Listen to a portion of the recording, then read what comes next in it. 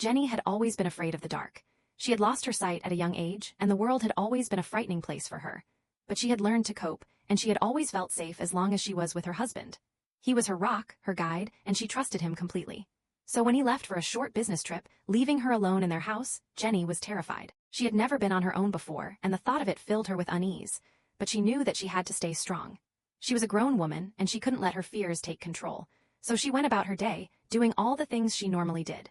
She prepared meals, tidied the house, and listened to her audiobooks. And every night when she went to bed, she curled up next to her husband's pillow, imagining that he was still there with her. It was a strange and slightly unsettling routine, but it gave Jenny comfort. She told herself that she was safe, and that was all that mattered. But one night, as she lay in bed, something felt different. Jenny sensed a presence in the room, a quiet unease that she couldn't ignore. She tried to brush it off, telling herself that it was just her imagination. But as the minutes passed, the feeling only grew stronger.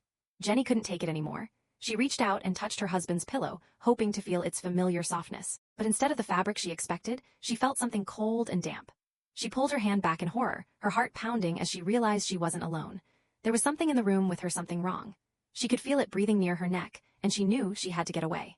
She scrambled out of bed and rushed toward the door, her hands searching desperately for the way out. Behind her, she could hear movement, heavy steps following her.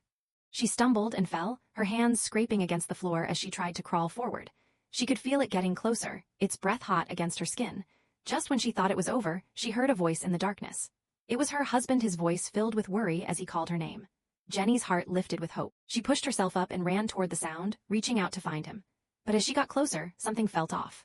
The voice was wrong, lower, distorted, almost twisted. It wasn't her husband. It was the thing, copying his voice to draw her in.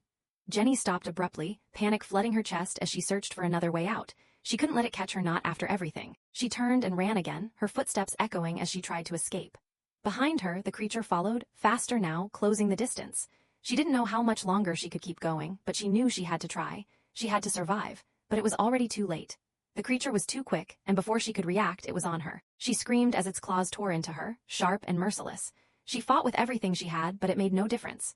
The creature was too strong, and deep down, Jenny knew she wouldn't make it. Slowly, she went still, accepting what was coming as the creature's grip tightened around her.